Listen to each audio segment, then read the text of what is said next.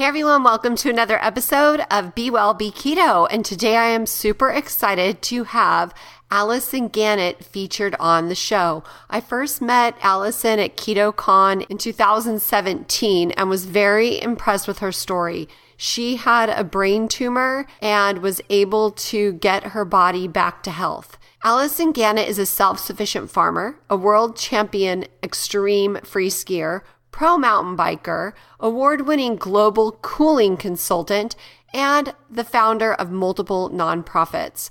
I cannot wait for you to hear her story as she has inspired me like crazy. So let's go say hi to Alison.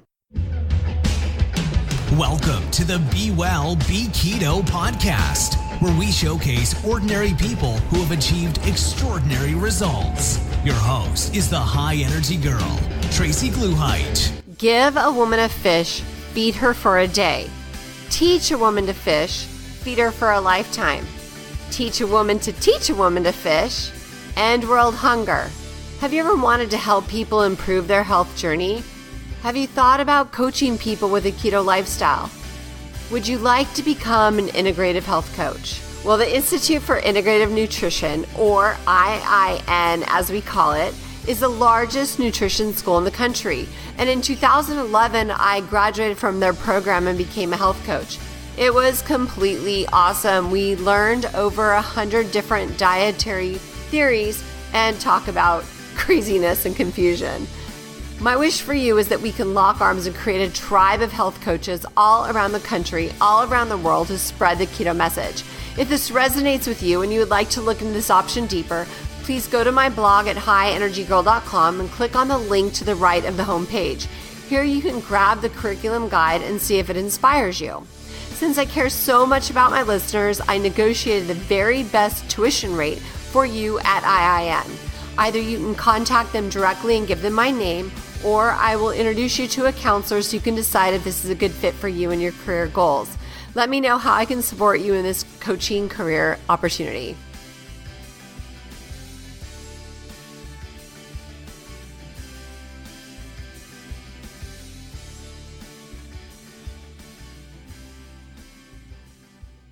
Have you joined the Facebook group yet? I have a new Facebook group called High Energy Girls, and that is pretty much where I'm hanging out these days, and I would love to have you a part of the group. So head on over to High Energy Girls on Facebook. Hey, Alison, thanks so much for coming on the show today. I'm so excited to be here, Tracy. Well, I have to tell you, okay, I'm a little bit of a stalker. I saw your presentation at KetoCon and I was blown away, and it resonated so deeply, and I just want to thank you for that. Oh, thank you so much. I mean, I hope that, my story can help inspire even just one person, if not way more than one person. And I know that your story and how active you are with getting the word out really affects a lot of people. So together we can change the world. Well, what's so cool about that is when I was at KetoCon, Ted, and I can't remember what his company is, but he said we all need to take what we've learned here and go out and sprinkle it amongst our sphere of influence and people we know so that we can spread the word. And so I came home and I was like, okay, I'm going to do this. And it's funny because nobody in my family is keto except for me. None of my great friends, my inner circle is keto except for me. And I'm just pledging, just going forward. So anyhow, I don't want to talk about me. I want to talk about you. So for the listeners that don't know you, why don't you just let them know about you? Who's Alison Gannett? Well, I wear many hats, so I'll try to be brief. But I was a fat, dorky math geek, overweight as a child. And then I think to overcompensate from that, I ended up becoming a world champion extreme skier. I'm kind of one of those crazy people that jump off cliffs that you see on television.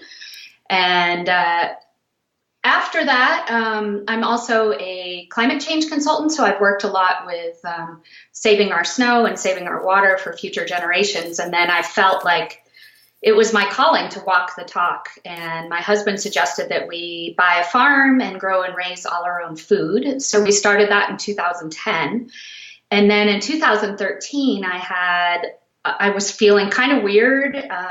And one day I was making bacon and almost burned the house down. So my husband brought me to the emergency room, and they discovered about a baseball size tumor in my brain. And it turned out it was terminal malignant cancer. And, here I thought I was just this super healthy person, eating all organic food, exercising all the time, living a chemical-free life to the best of my ability. And boom, like my life changed in that millisecond. And lucky for me, I found Dr. Nasha Winters right after that. And pretty much the standard of care, the hospitals, gave me heavy dose chemo if I wanted to do it, or heavy dose radiation, but there was basically no cure. So I wanted to live a long, happy life and die of old age. So Dr. Nasha was amazing. She was like, well, we're just going to look into the root causes of why you got cancer, and then we're going to reverse them one by one. And it just made so much sense to me. I've got like such a scientific brain. I love, spreadsheets. I love tracking. This felt to me like very tangible, that I could look at my DNA and I could look at my blood chemistry and I could look at my tumor profile and I could dig in deep. And, she was right. Normal gave me cancer. So everything about normal had to change. And I think, the ketogenic diet was step one. Mm-hmm. And then there were just a million changes that had to follow. And of course, it seemed like overwhelming and daunting at first. But luckily, I had her as a guide. And I immediately, even 30 days after being on keto, saw improvements in my labs. And then 3 months later, I couldn't believe how much my labs had changed. Then 6 months later, and then 12 months later, it kept getting better and better. And all these conditions that I had in my body also went away. There was no evidence of cancer reoccurring, which was amazing in itself. But then my arthritis from my competitive ski career all of a sudden just like went away. And then my bladder infections went away. My yeast infections went away. My polycystic ovarian disease went away. My breast fibroids went away. My Hashimoto's thyroiditis reversed itself. I mean, at that point, I was, it took some time. We're talking, by the time all these things reversed, it was like kind of 12 to 18 months into keto. But wow. There you go. That was the short story. So did you do any conventional treatment at all? I did surgery. I actually don't even really remember going into surgery. The tumor had impacted. It was so giant that it was affecting like my motor functions and my memory and my ability to talk and walk. So they actually, I don't remember signing the consent form. I just went in there and came out and woke up, and all of a sudden everybody said, oh, you're normal again. Like I don't really remember like kind of the 2 years before I got sick, which is crazy because I was walking and talking and skiing and biking and doing all these things. I really had attributed all my symptoms to just like getting older. So it kind of blew me away. And, thank goodness for the internet, because the doctors really weren't upfront with me. They were just like, oh, the surgery was great. We're going to give you chemo and radiation and everything's going to be great. And then I Googled it, and it was like the average life expectancy with chemo and radiation and surgery is 6.8 months. And I was like, oh, that's not at all what I heard from them. Was it glial cell blastoma, or what kind of cancer was it? No, mine is a really rare tumor, hemangiopericytoma. It's, it's got a lot of attributes of a glio. It's not as, it regrows aggressively in the brain over and over again. Like most people have surgery and then they have surgery again and they have surgery again and surgery again until they die. But it also metastasizes down the spinal column. And so people tend to get like bone cancer, and then it just keeps going and goes like all the way through like the liver and the kidneys and the breasts and you name it. It just goes everywhere. So it's different than a glio, but maybe slightly less. It kills you a little slower maybe. Oh my gosh. And so that was what, 5 years ago? Yeah, I'm at 5.5 years actually right now. Okay, awesome. And so you had the tumor removed and Yeah. then they had clean edges, so it was all gone? No, they didn't have a clean surgery. So, I give hope to people out there. The main thing is if you can debulk the tumor, if you can get, a good majority of it out for brain cancer, different tumors are different. Some tumors you should leave alone. Some tumors you should remove. That's also what Dr. Nasha does, is suggests like when surgery is appropriate and when it's not. But in my case, like having it out reduced the tumor burden significantly so that my other changes in my lifestyle and my diet could have a more impacting effect. Mm-hmm. Okay. So, every day we produce 500 to 2,000 new cancer cells. And, people always hate me because they say, oh, I'm so sorry you have cancer. And I'm like, well, you do too. Everybody does. Yeah. So, having a really good immune system and having our whole body like healthy, then we can fight naturally cancer every day. And so that's kind of my goal at this point, is like optimal health versus just cancer. And this is why it can resonate with everybody, because this is all about making changes in our life, like for my loved ones, my family, my friends. If you can make changes so that cancer can't be fed and never can grow in the first place. Yes, absolutely. And that's what my focus is right now for me personally. And what I asked Dr. Nasha when I interviewed her is, what can we do so that a tumor doesn't form? I know that we all have cancer cells, but what can we do to kill them before they cluster into, a big tumor? So she was very helpful for that. So you've mentioned several times other lifestyle changes. So first of all, since this is about the keto, you did keto a little differently than many do, correct? Yeah, I, kind of famously call the keto that you find on the internet, I call it internet keto, because mostly it's about weight loss or bodybuilding. And it's certainly, it's filled with like cream cheese and sausage. And keto for cancer, for conquering cancer and preventing cancer and optimal health cancer is different. And first of all, there is no one size fits all. And I'm sure we'll talk about that, how I use as an oncology diet coach. Every single person has their unique DNA. They have their unique blood chemistry. They have their unique tumor pathology if we're talking about cancer. And if it's not cancer, they have their own health history. So every single person's keto or diet, actually, we should say, because not everybody needs to be keto, should be different. And I think that's a really important fact that no one's talking about on the internet. Mm-hmm. And also the ketones, if you have like metastatic cancer or a cancer like mine, brain cancer or pancreatic cancer, those aggressive cancers, then your ketones need to be somewhere between 3 and 6.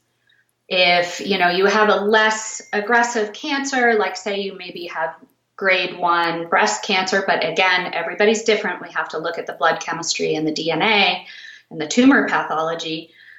They might be able to have ketones that are lower, like 1 to 3. Okay. And what time of day do you recommend people testing their ketones?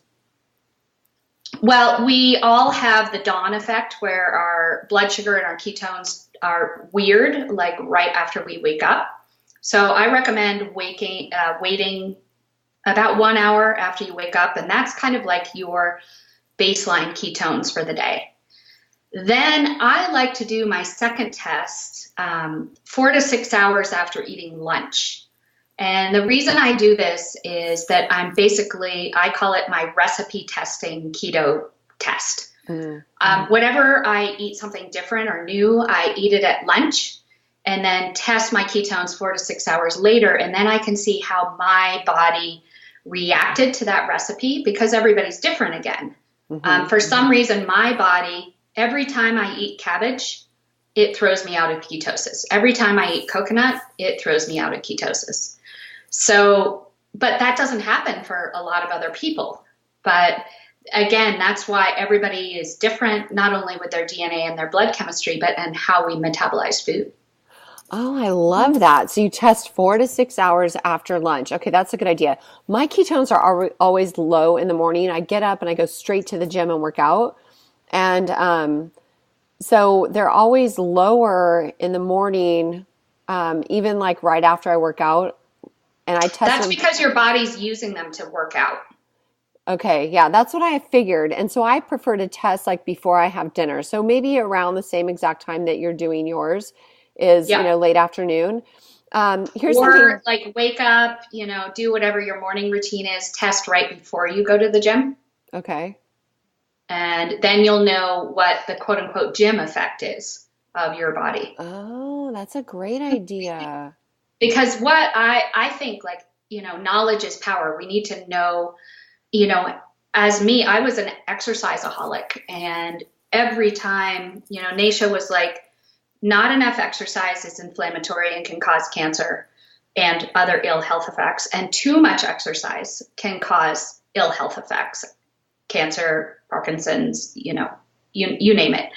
And so I was in the too much exercise category.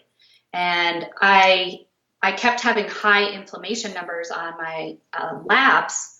And it was because I was exercising too much. And if you Google it now, there's a lot of talk. Mark's Daily Apple has a really great article on how all exercise except for walking, all chronic cardio, boosts HSCRP, C-reactive protein, which is a marker that we follow a lot for inflammation. And so I would even go on like the slowest jog possible, and my HSCRP would jump through the roof. So finally I was like, oh, Naisha's right again. I need to cut back my exercise. And so there's a lot of talk on the internet, and I'm sure it'll change tomorrow, but chronic cardio in general is, considered pro-inflammatory. Right. So high intensity interval training, HIIT training is more helpful. But again, everybody's different. Like I had very, very high cortisol in my labs, which means I'm like a stress monger, no surprise. So that was a big thing I needed to change. I needed to add meditation and deep breathing. But people who have really high cortisol, they might not actually want to do even high intensity interval training. And so the only way I could get my cortisol back in range was to actually just do walking and, thing like surfing. I love to surf. So don't you live in Colorado? I do. I mean, we do river surfing, and I live on a farm, so we do some ditch surfing. But I really prefer going to the tropics, particularly Central America, and surfing down there. I had to think, like, instead of thinking that, okay, now I couldn't race my mountain bike or I couldn't run anymore, I had to think about, what is it that I've always wanted to do? And so learning, becoming a better surfer, it sounds like a lot nicer than quitting the sports that you used to love. Right, totally. Yeah. I used to be a runner, and when I decided to stop running because of just chronic shin and knee issues, I had to kind of figure out, okay, well, what's next? Because you identify yourself so completely with these, sports that we do. And when you have to deal with a change, it's a difficult thing for most. It is. It's really difficult. And again, I always just go back to like normal gave me cancer, and I had to change everything in my life that was quote unquote normal. A lot of people, including myself, when I got sick, the immediate thing is I just can't wait till all this pain and suffering is over and I'm going to go back to being normal. Mm-hmm. That's what I wanted, and that's what almost everybody wants. But we need to think about a new normal for ourselves, a new version of ourselves. And I would never go back. Cancer's been an incredible gift. Like this new version of myself is so much softer and nicer and has more fun, I think. Aw. Well, I love the way you spoke. You inspired me more than any of the other speakers that I heard that day. And I love what you said about being like really type A and always doing this. And then now you do that, so how you kind of, instead of just losing everything, you just kind of reinvented the different things. You remember that slide presentation you did that Yeah. showed I used to do this? I live on a farm too. We have a 5-acre little like organic farm in California. And our name is, what is it called? Orchard Creek Farms. Because we have a creek and we have a big orchard. Yours is really funny. You're a creek too. What was that? I'm on a creek too. I know. And your name, though, is funnier. What is the name of your farm? It's Terror Creek Farm. No, I thought Holy Terror Farm, actually. Holy Terror, yeah. That was awesome. Yeah, it used to actually be called Terror Creek Farm, and then everybody confused it with the winery that was next door. And then our water, actually, the original decree said Holy Terror. And we were like, oh, that's the perfect name for a farm. How fun. Yeah, I know, that was hilarious. So when we talk about, so I want to get to the point of all the other lifestyle changes you made, but the diet. So you, I know, have an extremely high-fat diet. I was blown away at your explanation, which I loved, of taking all these different fats instead of just like a couple, but you did a variety of fats and a variety of herbs, and you put them in little jars. Can you tell us a little bit about that? Yeah, my goal, the cool thing about using an app like Chronometer, are you familiar with that one? I've heard of it. I have not used it, but I would love to know more. I used to use MyFitnessPal. In the beginning, there was nothing, and I was just lost, and I was just guessing. And then MyFitnessPal came in, and that was a little bit helpful. And then I met the folks at Chronometer when I was speaking at the World Ketogenic Conference in Canada, and they were like, oh, well, try this. And so I did, and it's amazing. If you join the gold membership, which I think is like $35 a year, you can then do your settings to gain weight, lose weight, or maintain your weight, which I think is really important because on internet keto, that's really set up for people to lose weight. And people who have an illness, a lot of them actually don't want to lose weight. Some of them do. So you can tailor that, your weight loss, and then you can put in your activity level. Then you can put in your body weight.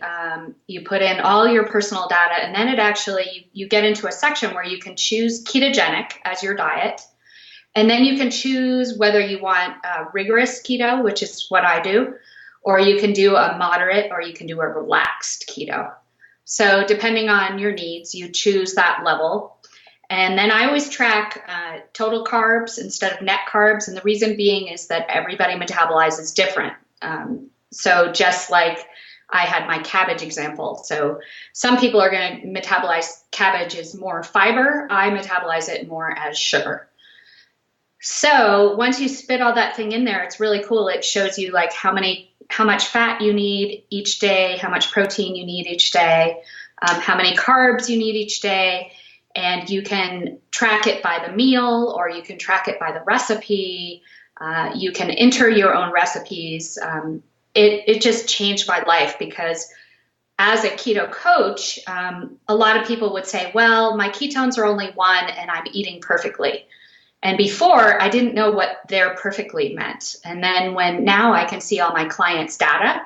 And so I can look at their chronometer and I can see like, oh, this person ate too much protein. This person ate too many carbs. This person didn't eat enough vegetables. This person didn't eat enough fat. And I think not eating enough fat is probably the most common mistake. Okay. And what percentage is average? I know everybody's a little different, but what percentage is average that you recommend? Well, if people have metastatic cancer, then we're going to be looking at rigorous keto as tracked on Chronometer. And so that is approximately 85% fat, 5% carbs, and 10% protein. Okay. And what about a person that doesn't have disease at this time, or at least not diagnosed and trying to prevent it? Well, I always say, you need to look at the labs and your DNA because your labs will, There's several sugar markers that I track that I've learned through Dr. Nasha. Of course, we have blood glucose, we have hemoglobin A1C, we have fasting insulin, we have uric acid. If those numbers are high and the person actually doesn't have a disease, I actually might recommend them to be moderate or rigorous on keto. If their blood sugar markers, all of them, are looking really good, then, maybe it's a question of they want to deal with inflammation. And so then it might be more about the quality of their food, and of course, I think that's something Internet Keto always forgets, is that everything needs to be organic and chemical free. Your water has to be filtered with the best possible water filter that you can possibly afford. And you can't just, and then you need to look at more things like in your DNA, do you have the ability in your DNA to process lactose and dairy? Do you have the ability to process red meat? Do you have the ability, there's just all these things about metabolizing different kinds of fats. Some people can metabolize saturated fat really well, which is like butter and coconut oil. And some people, like myself, I have the ACSL1 gene. I also have the ApoE4 gene. So I actually don't metabolize saturated fat very well. So I have to kind of stick to monounsaturated fats. Interesting. So, Dr. Dominic D'Agostino was just talking about how he has switched over to more monounsaturated fats. Yeah, and it could be due to the fact that he ran his DNA and found something out. Because there's about at least 7 DNA markers that I look at to see how a person metabolizes fat and sugar. It's just amazing. And did you do 23andMe, or what DNA test do you recommend? I used to use 23andMe, 2013 to probably 2016. Now I'm a big fan of nutritiongenome.com. Oh. They look at probably at way more genes. I maybe double. I'm not sure like what the exact number is. But 23andMe, for instance, didn't tell me that I had the LCT gene that caused me to have an inability to process lactose dairy. When I finally did Nutrition Genome, there it was like in the headlights, like you can't process dairy. And I had no symptoms showing that I was allergic to dairy. Wow. And it really blew my mind when I got that result. I got rid of dairy, and now if I even have like a bite of dairy, I get violently ill now that I have eliminated it. Yeah, isn't that interesting how you can go from no symptoms to having violent symptoms just by eliminating it and letting your body heal from the constant bombardment of something it hates? It's so true. And I think, if I look back at my body and my, leading into my cancer with my over-exercise, very inflammatory, never did any meditation or slowing down. So that's also very inflammatory. And then, of course, my diet, like any athlete, was just absolutely carb loaded. And to the point of where, on some races that I would do, I would eat like 22 gels in a day in a race. Wow. Which is like pure sugar. But then if anybody asked me, I would say, oh, well, I don't eat sugar, because I didn't consider what I ate off my farm, none of those things, to include sugar. I didn't think of an apple as sugar. I didn't think of like broccoli as sugar. I didn't think of as a turnip as sugar. And so it really changed how I thought about food. Yeah, I know. We have 80 fruit trees. We have 200. So it's hard, huh? Feed them to the chickens and to the pigs and the cows. Oh, yeah. Oh, you guys have pigs and cows. That is awesome. How many acres do you live on? 80. Oh, wow. Oh, my husband would love that. It's a lot of work, though. And, especially since I'm coaching a lot online, a lot of the chores have now fallen to my husband, and his friend helps us too, Shane as well. So, but yeah, I mean, farming is a lot of work. And, today was super sad because a bobcat crawled into the tree next to our house and ate our peacock. And that was super sad. Oh. Every day on the farm is like, everybody thinks it's like all like beautiful and happy, and there's a lot of death that happens on the farm. Yeah. I know. We have chickens, and we've had several times. One day, okay, here's a funny story for you.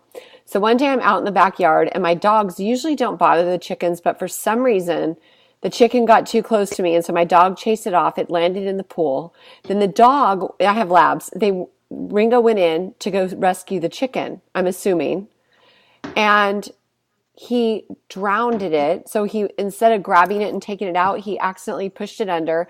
I freaked out, and I got out and I tried to do CPR on the chicken. Is that crazy? Oh, that is crazy. No, I think of when we started farming and we knew nothing is kind of like when I got cancer and I knew nothing. It's been an incredible education experience. Yeah, it's so good though. I mean, it's just my husband, like if he could do anything ever, like he would just want to be a farmer. That is his dream because his dad was, and but unfortunately we just can't make a living out in California doing that right now. So right. That's his thing. So what other lifestyle changes did you have to implement, Alison? So keto was the first big one. The second one was making sure that all the toxins were removed from my diet. And I've always been pretty, because I'm such an environmentalist and that's what I went to school for, I've always been like kind of an environmental alarmist. And so that came pretty easily for me, but I had to dig even deeper. And I always kind of knew that the water that I drank in Crested Butte, Colorado, when we lived there for 2 decades, was full of radiation and heavy metals. But that was probably one of the biggest root causes of my cancering process. So I really had to detox those heavy metals, which it's really helpful to not like do a heavy detox, but instead let therapeutic ketogenic diet kind of what happens when you have been in ketosis for a longer time. Like we're talking, for most people, it's somewhere between a month and 3 months, but for some people it can take as long as 6 months, is that when the fat cells in our body, and I don't know how many fat cells we have, but I mean, it's zillions, right? When they open up for energy to provide ketones when we're fasting or when we're sleeping or when we don't have any glucose or carbs in our diet, out comes the fats to provide energy for the ketones when those cells open up, but also out comes toxins, and out comes old hormones. And out comes old glucose, which is why a lot of times people see their glucose go up when they've been keto for a while. So I went through, a lot of people think at month 6, like, oh, I'm feeling terrible. I'm feeling really hormonal. I'm feeling like I'm getting rashes or headaches or, all these weird symptoms. That's what I call the keto detox phase, which is much different than the keto flu. This is when all those fat cells are opening up and all that stuff comes out. And it's really interesting because I go through waves. I just had like an intense detox happen like right around year 5. And I'm not sure what I attributed it to, maybe adding more fasting to my diet routine. So that, getting those toxins out through rigorous keto is really helpful. And if you set your settings on chronometer for moderate or relaxed, that whole process of all your cells opening up to release those toxins out of your body and the hormones doesn't happen as much. But again, everybody's different. Some people can be on relaxed keto and have blood ketones of 3. That is not me. I have to be on rigorous keto to keep my ketones over 3. And so then in addition to the toxic burden, I worked really, really hard on my microbiome, did some gut testing, a lot of work on repairing my leaky gut with really, really good Bifidus maximus probiotics from Dr. Grace Liu. I also had to work really, really hard on my immune function. I did a lot of testing to figure out why my white blood cells were so low, and it turned out I was positive for Epstein-Barr virus, which is mono. And then I was also positive for CMV, which is, kind of the catch-all for all types of the herpes virus. So they were latent in my body, but viruses definitely contribute a lot to the cancering process because the body is so busy fighting the virus that it actually can't fight those cancer cells that are being made every day. Wow. There's also, I had some dental infections, so I had some teeth pulled. I also had an ear infection from surfing, and so I had to use ozone therapy to get rid of that ear infection. There was a lot of troubles with my immune function, basically from being an exerciseaholic, I would say. Also, I had very high inflammation markers with the HSCRP, the lactate dehydrogenase, and sedimentation rate. So the ketogenic diet very, very quickly brought down those numbers. But every time I exercised too much or if I didn't meditate, my numbers would go like right back up. So I keep having, I test my blood work every month. And I have, I'm on year 6 of testing my blood work every month. So every month I'm learning something new about my body. Like, oh, I must be missing this. Wow. The next thing I worked on was blood circulation, making sure that tests like my fibrinogen were not high or red cell distribution width. That's basically like cancer loves thick, sticky blood. And so one of my key things was also lots of hydration. I actually drank my weight in water every day. And every time I don't drink my weight in water every day, I go in for my blood tests and I'm dehydrated. Mm-hmm. So again, everybody's different, but your body can't detox all that stuff. It's got to go out in your pee and poop. And if you're not hydrated, that detox process is not going to happen. It's going to get stagnant and get left in the body. And then your heart's working harder, your liver's working harder, your kidneys are working harder, and, they're not happy. So do you do, in order to keep that water into your cells, are you doing like electrolytes and sodium and stuff? Yeah, I actually do shots of salt, or I mix salt with my water. Okay. And all my other electrolyte numbers are good just by eating like 5 to 9 cups of vegetables a day. Oh, I wanted to talk about that.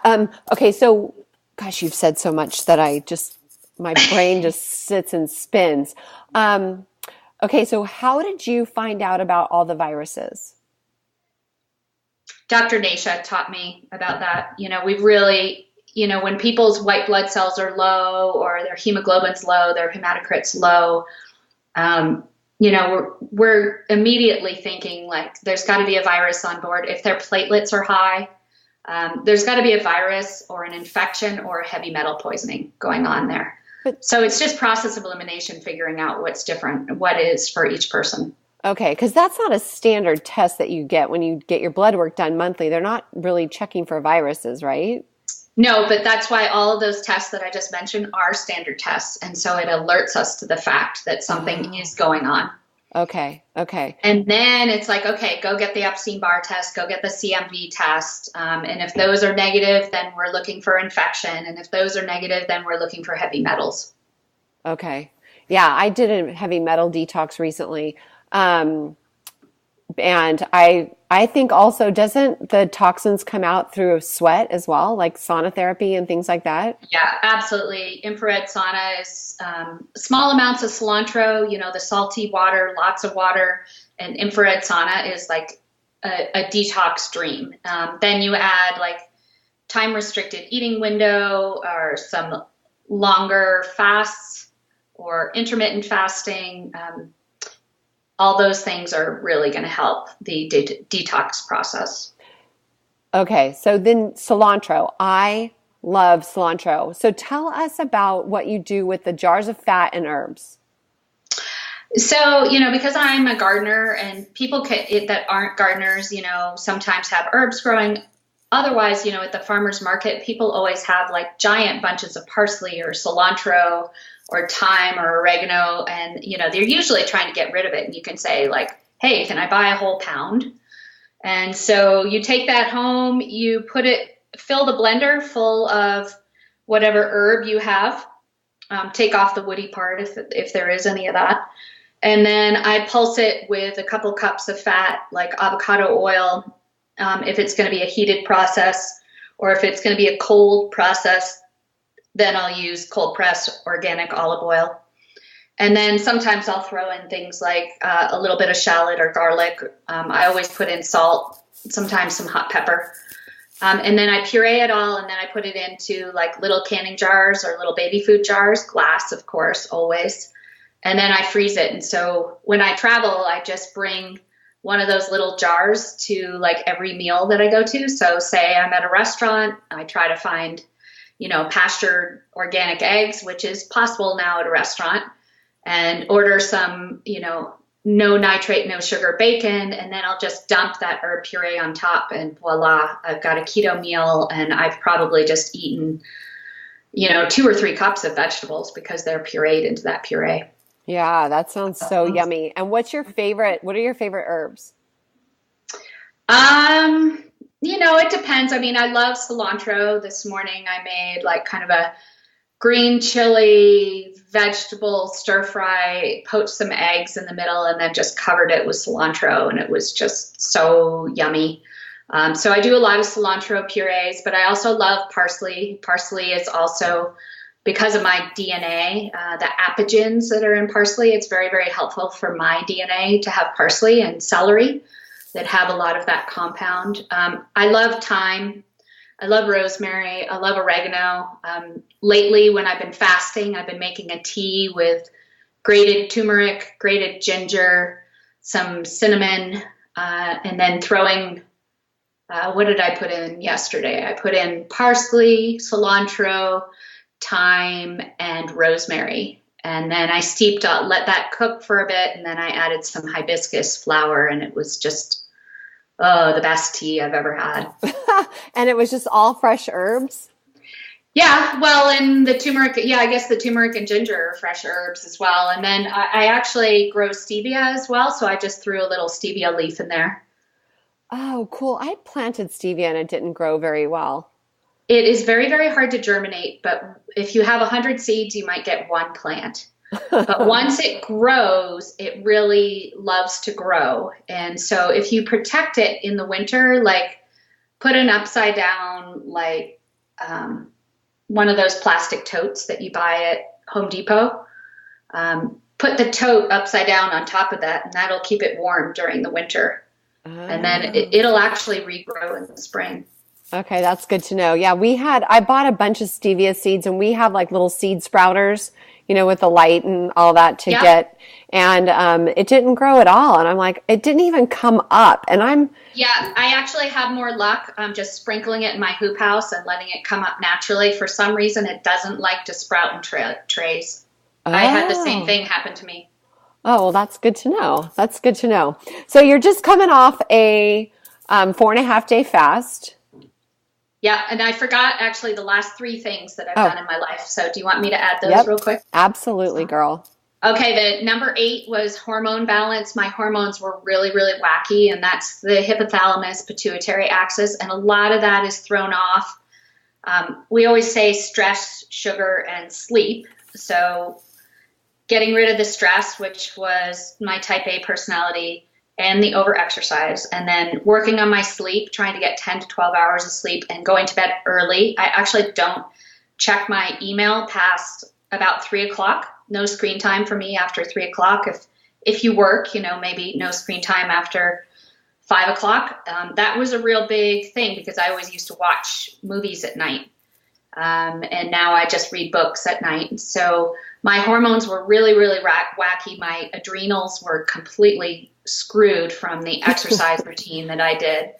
So balancing my hormones, I also do high dose melatonin at night, which helps balance my hormones, and it actually is it fights tumors as well.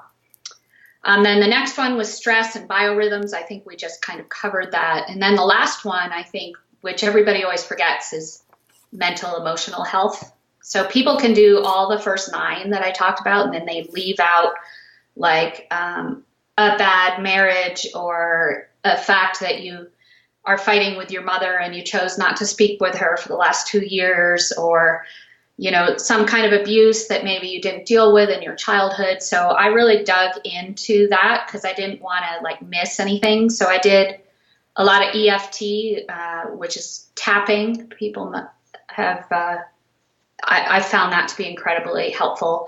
Finding a meditation teacher, that was really helpful. Meditation and deep breathing. And digging into all those like childhood wounds. And, that's kind of when I came up with the fact that I became this like exerciseaholic, because I was literally running, like physically running from my past. Mm-hmm. And I thought that I would always say exercise is like meditation. I just, I go on a long run or a long bike ride and I don't think about anything. And so this is awesome. Well, I would now say that was just avoidance. Mm-hmm. Yeah. And so I had to deal with all that stuff. And now I'm more peaceful. So now we can go back to your other question. Oh, I've already lost. I just want to comment on that. Is that the terrain 10 that is in Dr. Nasha's book? She does talk about the 10 different root causes of cancer in her book. And it is and also in the beginning of the book, you can take a little quiz, which shows, will tell you immediately what your focus should start with. Okay. Because everybody's different. One person might be really hormonal and sugar driven. The other person might be really stressed and emotionally driven. Yeah, that's good. And I can resonate with what you just said about the running. Here's a quick little story. So I used to alternate between running and yoga. And I would always, with my running, I would always get chronic shin splints and patellar tendonitis. And one day I was in yoga and the teacher came up when we were in Savasana. She came up and she touched like my cranium, like the top of my head and then my shoulders. And literally, Alison, I just started weeping. Like the tears, like she just released something in me. And I felt like, why am I beating my body up like this? Yeah. I actually don't think, unless I got cancer, I'd be still doing that shit. I mean, I had no idea. I thought it was healthy. I thought eating whole grains that I grew on my farm was healthy. I thought exercising was healthy. I thought if sugar wasn't white powdered stuff and it was an apple, it was healthy. It's kind of mind blowing. I believe that kind of everything we've been told, everything I took in my nutrition training in college, it's all bullshit. We had it all wrong. I know. I 100% agree with you. I've been studying nutrition for 11 years, and I had to do this, what is it called? CEs to get my personal training cert renewed. And I thought, I'll do this sports nutrition. It was killing me to read this stuff that they're teaching people. I know. And that's why I can't go, I have my certification for what I do now, but I can't go get certified as a nutritionist. I basically have to lie on my exams. Yeah. Yeah. And I can't do that. It's okay. I feel, and I feel like a student. Every day I'm learning something new, and that's what makes this so fun is that it's a continuous discovery process. I talk to people about, it's like peeling layers of an onion of your own health. And, taking charge of your future as opposed to, just getting pushed around by doctors. And, otherwise, I think, when you get a diagnosis like that and it's so devastating, what you really needs to be restored for yourself is that you have the power to take charge of your health and your life. Yeah. And I have to say with most doctors, I don't ever want to slam a physician, but they only learn what the pharmaceutical companies want them to learn based on the donations in the school and the whole curriculum that they're given. I interviewed Dr. Anna Kabeka. I'm not sure if you're familiar with her, but No. oh, you gotta look her up. She's awesome.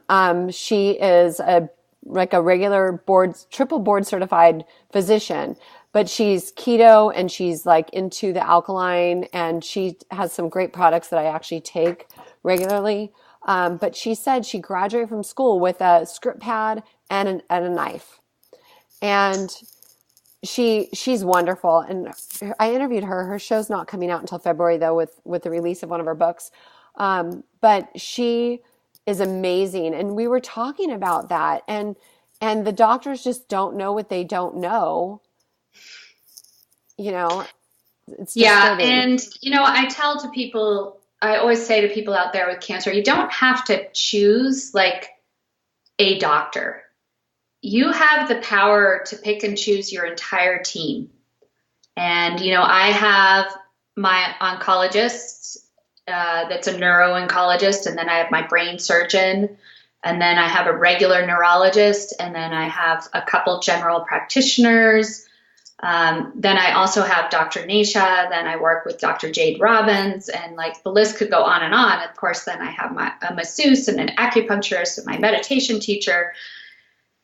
I kind of think of the whole thing as like, I'm at the very top. I'm in charge of everything of what I choose. And then Dr. Nasha, she might even be above me because everything she says like has always proven to be true. And so like if my oncologist says like, oh, well, you should get your thyroid biopsied, then I run it by Dr. Nasha, and Nasha was like, no, don't get it biopsied. If there's anything in there, you're going to just spread those cancer cells all over your body. So, it's so great to have her on my team because I consider her like the conductor, and I always run anything that one of my other doctors says through her. Yeah. And it's brutal. Well, first of all, I adore her. I just think she has taught me so much, and I love her book. And I mean, I'm so thankful that I met her through you, actually. You didn't know it. But the thing is that like, I wish more people could understand this. My father has had cancer. He's on his 5th round. It's now metastasized. It's in his bones. It's just spreading from primary kidney. And this is 5th time he's had cancer. And his doctor told him, because I'm like, Dad, you need to get off the sugar.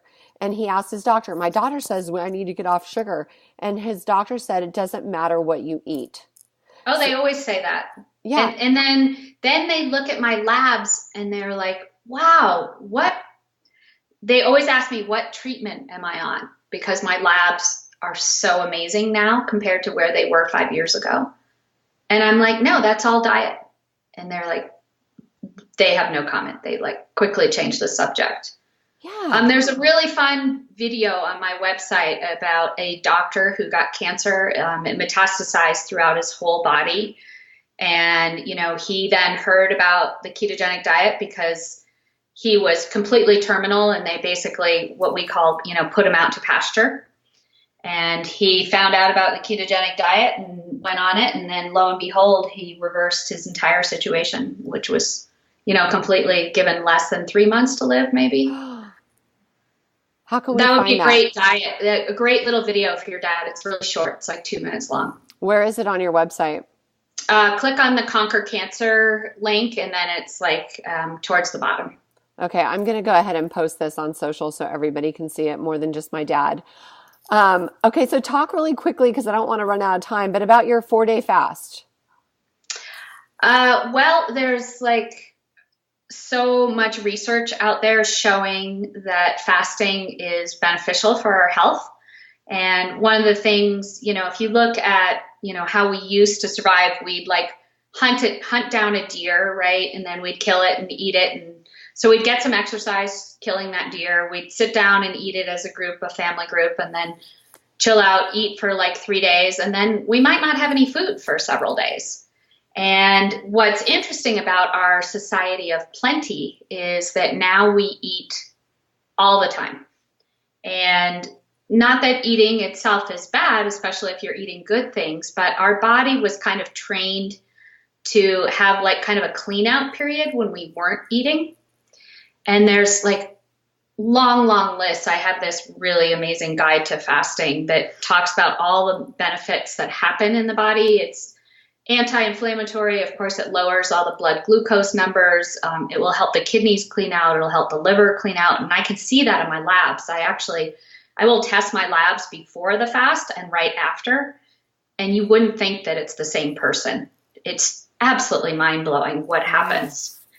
And so I do the time-restricted eating window every day, which is I don't eat until noon. I just have herbal tea in the morning, work in the morning, drink, tons and tons of water in the morning. Then I'll eat lunch. Then, of course, I always make my Alison's famous keto brownies and my famous ice cream. I'll have those as a snack. And then generally I'll eat dinner really early, about 4 or 5 o'clock. And then I don't eat again until the next day. So that's what some people call that intermittent fasting, but it's actually called time-restricted eating window. Intermittent fasting is actually when you don't eat for 24 hours a couple times a week. And I know that's a strategy that Dr. Nasha uses right now, kind of as a maintenance thing. Mm-hmm. And then if you have some kind of condition going on, you might want to do a 4 to 6 day fast. Every, who knows that right now the literature says every 6 to 8 weeks. And that can really help with some kind of disease related situation. So when my doctors had refused to test my thyroid, they finally tested my thyroid because I begged them to. And then they found something. Then Dr. Nasha immediately put me on a 5-day fast to kind of reset my body. And I actually have this genetic marker called ApoE4. And ApoE4, we're really genetically predisposed to love fasting and also to have high cholesterol.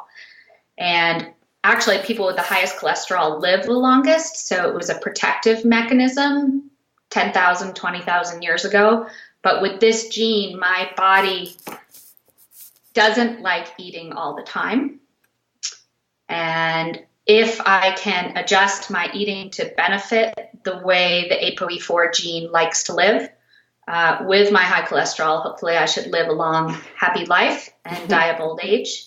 And Alzheimer's is also very, people tend to have problems with Alzheimer's if they have ApoE4.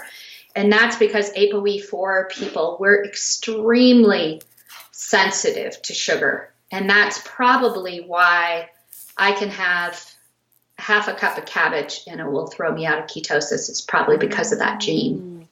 Interesting. My mom has Alzheimer's and I've tried to change her diet and she says, oh, it's too hard. And I'm like, Mom, what's harder? Eating the way I'm telling you or losing your brain? Well, for some people, it's easier to just sneak in, sneak in my ice cream or sneak in some fats into their diet, make them my brownies. You're giving them tons and tons of healthy fats with no sugar. And, it has to be delicious. And I think that's something a lot of people miss on this is the food has to be yummy. And, my niece actually made my day because she said, Aunt Alison, your cooking lately is so much better than it used to be.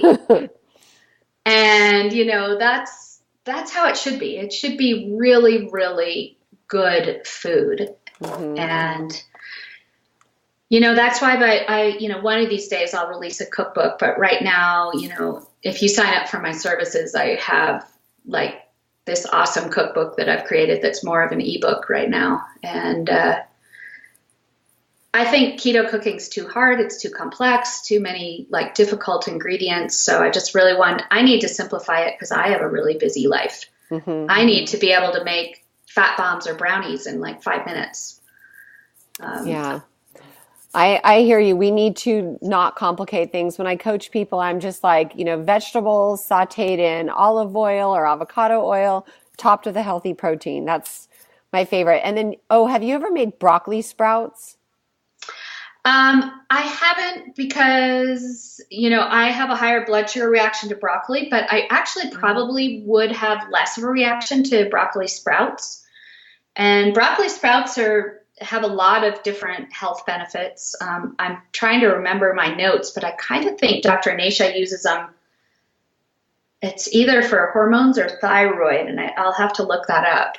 Yeah, I love those. I make them on my kitchen counter. It's super easy. And instead of using lettuce in a salad, I use broccoli sprouts and cilantro. Yeah, and the problem with a lot of the sulfur vegetables, the brassicas, is that I have another gene called CBS, and CBS doesn't process sulfur foods very well. So I have to temper how many sulfur foods I eat, and I also take 5-methylfolate because I can't process folic acid and I can't process like brassicas very well. So I have a question. Do you find that all of these like genes and issues you have going on are normal for people? They just don't know about them yet? Yeah, absolutely. Okay. That's interesting. And then can we also, do you mind, can we please get your keto brownies recipe for the show notes page? We could probably do that. Oh, yay. That way people can, have that quick treat. And I think my mom would love it because she is a sugar addict, totally addicted to sugar. Yeah. So with that said, Alison, is there any words of wisdom you want to leave our listeners with today? Oh, that's always such a hard one. I feel like you've just laid out so much. I've got, I don't even know where I got this quote, but I'm quoting someone else. And it is something like, I always hear this thing like, well, everything in moderation. And that was kind of what a motto I lived by before. And somebody said to me somewhere, well, moderation gives you moderate health. Oh. And, some people think that my diet is very extreme, but, never before have we lived in a world full of chemicals like we're living now. And also, if you look back in genetic mutations, we didn't have the genetic mutations that we have now. Our great grandparents didn't have them. Didn't have very many, let's say. And so if you do, if you eat really poorly and then you bear a child, that child's going to have the epigenetic mutations that were temporary for you will become permanent for that child. And so we're breeding in these genetic mutations. So we're living in a much different world than we used to be. And so we do have to change our diet accordingly to detox this stuff. And yeah, we don't want moderate health. Now, I heard what you just said with the genetics going towards I heard that there's something like what we do will affect not just our next generation, like our own children, but our grandchildren and then their children as well. It will be bred in permanently. Let's say I ate really poorly and got diabetes, and then a methylated group attaches to my DNA. And say I'm obese, that means that temporary mutation, like if I actually got rid of my diabetes, it would go away, that epigenetic change on my DNA. But if I actually give birth during that period when I had diabetes and I was obese, then my child is going to have the genetic mutations for obesity and diabetes. Oh, got it. Okay. That makes sense. And then they will pass it on to their child. And they say it takes one generation to breed in a mutation and 7 generations of healthy eating to breed out a mutation. Oh, wow. That is crazy. That was that I read recently. 7 generations. That's going to take forever. Yeah. And so that's why I think moderate isn't really working for us anymore. And, never before in our history have we had, access to, fruits year round, like sugar almost constantly, and all this like excessive everything, anything we want, all this processed food, it is an epidemic right now for sure. Oh yeah, totally. And what you just said about the moderation, I heard that kings, back, in the days that we had kings, they would take a small amount of poison every day so that then if they were poisoned, they didn't react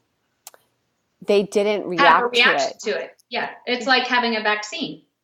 Yeah. It's like these people, I don't know. I'm very polar now. I'm 53 years old. I don't have any more F's to give. And I don't care. Like, I am very rigid or really opinionated in my thinking. And if people don't like it, then that's fine. But I'm with you, girl. And I believe that this whole moderation thing is crap. And they just need to really get on board and decide they want to age in health rather than sickness. Yeah, and I think like catching these things early and showing people the proof on the paper really helps. My mom's a great example. Like, she was like, oh yeah, I'm fine. And then, we got some labs done, and it was like, you could see the effect of the wine that she had, like a glass or two every night. You could see the effect of that on her labs. And so, a lot of times it just takes like, some proof. And then also for me personally, I didn't believe any of this stuff when I started. I was like, you've got to be kidding. I eat great. And so I started making the changes, and then I would see my labs just getting better and better and better and better and better. And it really took me seeing that. A lot of times you have to see it, feel it, hear it, touch it, to become a believer. And I think the only thing we can do is live by example. Hopefully, and there's a lot of people around me, my friends and family, that are slowly, finding low carb, high fat, and making some changes and realizing that, their diabetes is better, their Parkinson's is better, their Alzheimer's is going away. It is possible to reverse all these things. And it's great when people see that process themselves. Yeah, totally agree. So how can people find you, Alison? It's AlisonGannett.com, ALISON, G as in George, ANN as in Nancy, ETT as in Tom.com. And what about, are you anywhere on social media? Oh, I am. But I kind of, when I had to lower my stress, I don't fight very hard to do social media anymore, but I am Cooking to Conquer Cancer and Alison Gannett on Facebook and Twitter. Okay, awesome. Well, we'll have links to those on in the show notes page so people can find you easily. And so what's next for you?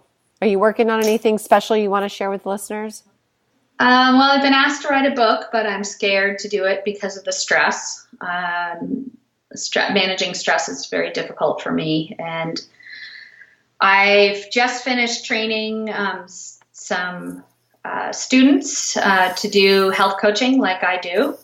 So that's very exciting because I am booked into March right now, and a lot of people need to get in to see someone faster. So now I'm going to have a whole team of 4 lovely ladies working with me. So that's great. Aww. And I think the most important thing is that I just continue to work on my own health. Mm-hmm. And help other people when I can, for sure. And I do want to take my recipes and my Conquer Cancer welcome package. That will eventually be a book, but I'm not going to lose sleep over publisher deadlines to make that happen. Yeah, you got to do you first. Exactly. That's what we all need to learn. Thing, when people say, "Isn't it hard?" I'm like, "Well, dying's hard. I don't want to die." I know. You're so young. I mean, it's ridiculous how so many young people get affected with all of this, and they have options. And I just want to thank you so much for sharing your amazing story. A lot of it, I'm going to have to go back and listen over and over because I really want to understand everything. And I'm sure your website is just a great source of information. Yeah, I have some good videos on there, especially the video that I did at KetoCon. I just posted that yesterday. And I'm going to be at Low Carb USA in West Palm Beach coming up here in the end of January. So if anybody wants to see me in person, they can come to that. Oh, are you going to be at the one in California this summer? No, I'm going to the one in West Palm Beach, Florida at the end of January. Oh, got you. Okay, awesome. All right. Well, we will definitely connect later. And I just want to, again, thank you so much, Alison. I really have been inspired by you for quite a while. And I just love hearing your story and all of your words of wisdom. Well, thanks for sprinkling the universe with more knowledge and getting the word out there. And your story is equally as important. You know, we all just have, you know, if we can change one person's life, then we can change the world. Yes, and we will. Yes, we will. Okay, my dear, we'll have a super day. Okay, you too. Bye. Thank you. Bye. Wow, that was a loaded episode with all kinds of wisdom. She is so smart. And you can find more information on her blog at AlisonGannett.com. I will have links to her website in the show notes page, as well as that amazing recipe for chocolate brownies. So thank you so much for listening. Go out and make it a great day, you guys. This podcast contains the opinion and thoughts of its host and guests. It is intended to provide helpful and informative material on the subjects covered. All statements made on the podcast have not been evaluated by the FDA and are not intended to diagnose, treat, cure, or prevent disease. If the listener requires professional assistance or advice, please contact your personal medical doctor. Both host and guest specifically disclaim any responsibility for any liability, loss, or risk, personal or otherwise, which is incurred as a consequence directly or indirectly of the use and application of any of the contents of these episodes. Like I said, this is my opinion and I could be wrong.